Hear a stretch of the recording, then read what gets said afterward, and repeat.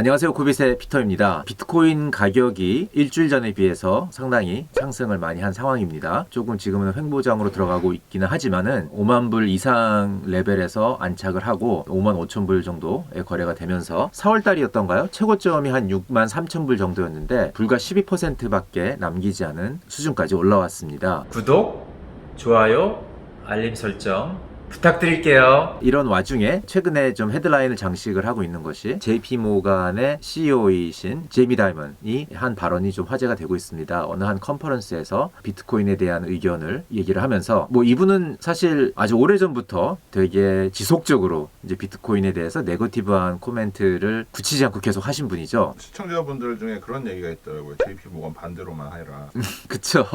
되게 재밌어요. 그런 것도 있고 제이미 다이먼이 네거티브한 말을 안 하면은 불장이 아니다. 이런 얘기도 있고요. 여러 가지 얘기가 많이 있는 것 같습니다. 근데 이번에 한 얘기는 뭐였냐면은 일단 기존에 그 비트코인은 가치가 없다고 개인적으로 생각한다는 얘기를 하면서 그렇지만 자기에게는 중요하지 않다. 왜냐면은 우리 고객들이 자산을 거래하기를 원하기 때문에 JP 모간 차원에서는 고객들이 원하는 자산을 거래할 수 있도록 서비스를 제공하는 거다. 이런 얘기를 했어요. 여기까지는 기존에 하던 얘기랑 크게 다르지 않으니까 이렇게 화제성 있는 얘기는 아니었는데 그 다음에 한 얘기죠. 그 비트코인이 2100만 개가 있다고 비트코이너들은 다 그렇게 믿는데 나는 그거에 대해서 좀 스캡티컬하다. 좀 못 믿겠다. 진짜 그게 가능한지 나는 잘 모르겠다. 이런 식의 취지의 발언을 했습니다. 이 말이 전달이 되면서 트위터상에는 엄청나게 많은 코멘트들이 쏟아져 나오고 있어요. 몇 개를 보면은 재밌습니다. 아주 그냥 제임스 러비라는 분은 실제로 비트코인 프로토콜의 코딩을 올렸어요. 이거 확인하는 거 되게 어렵지 않다고 얘기를 하면서 코딩 라인 5개밖에 안 된다 하면서 실제로 스냅샷을 올렸고요. 코인베이스 CEO인 브라이언 암스트롱도 자기가 이거는 확인해 줄 수 있다. 내가 비트코인 공부할 때 자기는 직접 코딩을 다 읽었다. 이렇게 얘기를 하고 있고요. 또 어떤 분들은 이것이 지금 소위 말하는 우리 사회를 이끄는 금융 엘리트들의 현실이다. 전혀 IT에 관한 지식이 없는 상황에서 자기가 모르는 새로운 거에 대해서는 그냥 무조건 스캡티컬하다고 얘기하는 이런 자신감이 어디서 나오는지 모르겠다는 이런 취지의 말도 있고요. 가장 제가 흥미롭게 본 코멘트는 이제 마이크 노브그라츠입니다. 마이크 노브그라츠는 아시다시피 같은 이제 금융권에 있었던 분이죠. 골드만삭스에서 오랫동안 일을 하다가 이제 지금은 이제 크립토 쪽으로 넘어와서 갤럭시 디지털이라는 회사를 아주 성공적으로 운영하고 있는 분인데 어떻게 보면 이제 제이미 다이먼하고 비슷한 또래이고요. 제이미 다이먼은 1956년생이고 이분은 조금 더 젊기는 한데 베이비 부머라고 불리는 세대라고 할 수 있겠습니다. 두 분 다. 그렇지만 이제 마이크 노브그라츠 같은 분은 훨씬 더 열린 마음을 갖고 있는 분이죠. 자라온 환경에 따라서 많이 그런 거는 좌우되는 것 같아요. 근데 어쨌든 이분은 이렇게 트위터상에서 코멘트를 얘기를 하고 있습니다. 이렇게 제이미 다이먼처럼 이렇게 거대한 금융기관을 운영하는 CEO까지 간 사람은 분명히 똑똑한 게 틀림없는데 왜 비트코인 얘기만 나오면은 이렇게 sophomoric이라는 표현을 썼는데 약간 유치해지는지 모르겠다는 이제 그런 말을 하고 있습니다. 그래서 자기도 비슷한 나이인 만큼 나는 제발 이렇게 나이를 먹으면서 오픈 마인드한 걸 잃지 않았으면 좋겠다. 라는 식의 취지의 발언을 하고 있습니다. 어쨌든 간에 이제 제이미 다이먼이 하는 말을 우리는 되게 이렇게 심각하게 할 필요는 없을 것 같아요. 왜냐하면 이분이 비트코인이 가치가 없다고 말을 하기 시작한 게 벌써 2014년부터입니다. 해마다 쭉 어떤 발언들을 해왔는데 이제 그런 것들이 트위터상에 또 어떤 기록으로 돌아다니고 있어요. 근데 그때 이후로 지금 비트코인 가격은 100배가 넘게 넘었습니다. 그러니까 이런 상황 속에서 이분이 하는 말을 우리가 이렇게 심각하게 받아들일 필요는 없는데 아무래도 이 대중매체에서는 이제 JP 모간이라는 거대한 금융회사의 수장으로 있는 분이 하는 말이다 보니까 자꾸 이렇게 헤드라인화 하는 거를 좋아하는 것 같습니다. 근데 이런 거랑 상관없이 이제 비트코인은 신고점을 향해서 달려가고 있는데 최근 주식시장이 좀 약세 조정을 이제 인플레이션에 대한 우려가 나오면서 금리가 오를 수 있다는 우려가 나오면서 약간 조정을 받는 상황에서 올라가고 있는 거라서 좀 더 흥미로운 것 같습니다. 그래서 이 매수세들이 어떤 세력인지 여러 지표를 보면은 기관 투자자들이 아주 활발하게 지금 들어오고 있다는 그런 정황들이 많이 포착이 되고 있습니다. 이런 상황을 알 수 있는 데이터는 여러 가지가 있겠지만은 제가 몇 가지 본 데이터를 말씀을 드리면은 한 가지는 B2C2C라는 업체에서 내놓은 데이터예요. 여기 데이터에 의하면은 최근 넷셀링 순매도세를 보였던 거래 매체는 주로 크립토 익스체인지였고 OTC 브로커들을 보면은 순매수세였다고 이렇게 얘기를 하고 있습니다. 이제 구체적으로 숫자를 얘기하면 크립토 익스체인지에서 57%의 넷셀링이 나왔는 반면에 OTC 브로커들은 넷셀링이 45%밖에 안 됐다. 그러니까 나머지는 넷바잉이었다. 아니었다는 얘기죠. 이 OTC 브로커라는 거는 이제 장외 거래를 지원해주는 어떤 그런 장외 거래 브로커라고 할 수 있는데 이제 주로 기관 투자자들이 많이 사용을 합니다. 그렇기 때문에 이제 기관 투자자가 순 매수세라는 거를 나타내는 지표라고 할 수 있는 거고요. 그 다음에 또 여러 가지 비트코인이나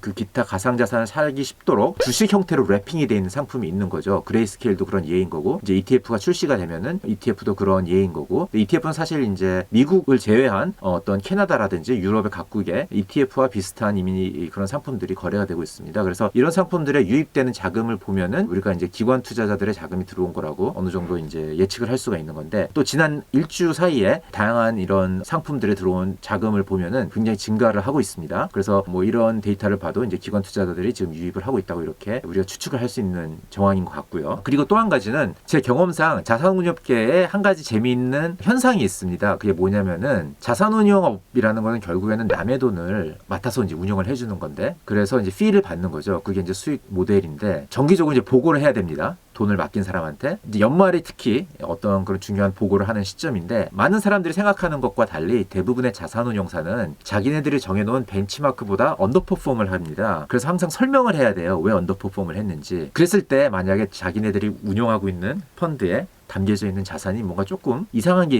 있다든지, 아니면은 남들이 다 하고 있는 건데 안 하고 있다든지 이러면 엄청나게 비판을 받고 고객들이 자금을 빼갈 수도 있는 거죠. 이제 그런 위험이 있기 때문에 연말 정산하기 전에 뭔가 윈도우 드레싱을 좀 해야 되는 그런 프레셔가 있습니다. 금년 같은 경우는 비트코인이 굉장히 화두가 되면서 비트코인이 엄청나게 수익률을 안겨줘주는 자선근이라는 인식이 퍼지면서 분명히 연말이 되면은 자산을 맡긴 고객들이 왜 비트코인을 담지 않았냐고 얘기할 가능성이 큽니다. 비트코인을 담지 않았다는 건 비트코인 그 자체라기보다는 비트코인에 투자하는 다른 어떤 그런 주식 같은 거, 예를 들어서 뭐 그레이스케일이 될 수도 있는 거고요. 아니면 뭐 마이크로 스트라테지의 주식이 될 수 있는 거고요. 아니면 코인베이스 주식을 담을 수도 있는 거고, 뭐 이런 방식을 통해서 기존 제도권 자산운용사들이 비트코인에 대한 익스포저를 가져갈 수 있는 길이 이제 많이 뚫린 상황인데, 그럼에도 불구하고 왜 이런 거를 담지 않았느냐라는 어떤 비판이 있을 수가 있는 거죠. 그런 걸 어느 정도 예견을 하고 비트코인 관련된 상품들을 이렇게 끌어 담을 수 있는 상황이 분명히 펼쳐지고 있는 거고요. 그래서 어떤 아까 말씀드린 이런 비트코인을 담을 수 있는 랩핑이 되어 있는 그레이스케일 같은 자산에 어떤 기관 자금이 들어오고 있는 그런 현상이 지금 연말을 한 3개월 정도 앞둔 상황에서 벌어지고 있다고 충분히 이제 생각해 볼 수 있지 않나 이렇게 생각이 됩니다. 그래서 뭐 이런 정황에서 봤을 때는 단기간의 가격 움직임을 예측하는 거 그렇게 뭐 좋아하는 편은 아니지만은, 지금 여러 정황상에서 봤을 때 제가 항상 얘기했던 제도권 하에 있는 기관 자금이 가상자산적으로 넘어오는 이 트렌드, 가끔은 보였다, 가끔은 안 보였다. 일반인들한테는 그럴 수는 있지만은 지금은 이게 아주 눈에 가시적으로 들어오는 그런 순간들이 앞으로 3개월 동안 펼쳐지지 않을까 이렇게 생각이 됩니다. 투자자 입장에서는 10월 이제 20 며칠 날 ETF 승인을 앞두고 있잖아요. 근데 승인이 되면 비트코인이 진짜 가격이 더 헐헐 날아갈 것 같고, 또 거절이 되거나 연기가 되면 네. 또 한 번 암흑장이 오지 않을까, 네. 이런 우려가 있을 것 같은데, 네. 그에 대해서는 좀 어떻게 생각하시는지. 거절이 되면은, 네, 그러니까 지금 보면은 일단 현물하고 선물 ETF 둘 다 그 신청서가 들어가 있죠. 일단 10월달에 많이 몰려 있는 거는 선물 기반 ETF 신청서예요. 그래서 최근에 게리 겐슬러의 코멘트를 기준으로 판단을 했을 때, 왜냐면 이제 그분은 선물 기반 ETF에 대해서는 우호적으로 얘기를 했기 때문에 그런 얘기를 한 지 지금 불과 몇 달밖에 안 지난 상황에서 선물 기반 ETF를 리젝트할 가능성은 굉장히 낮아 보이고, 일단 제가 보기에는 제일 첫 번째 게 10월 18일이었던 걸 기억을 하는데 프로쉐어즈라는 회사에서 신청한 ETF입니다. 그 이후로 한 5개 정도 쫙 10월 달에 몰려 있는데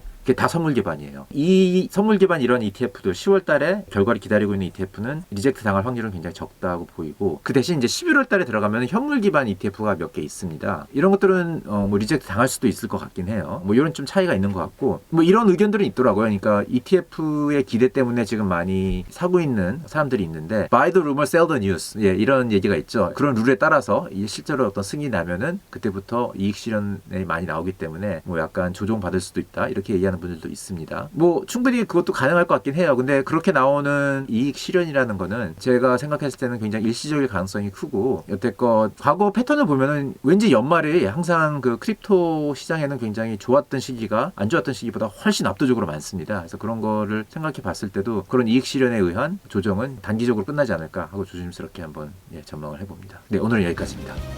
바이바이.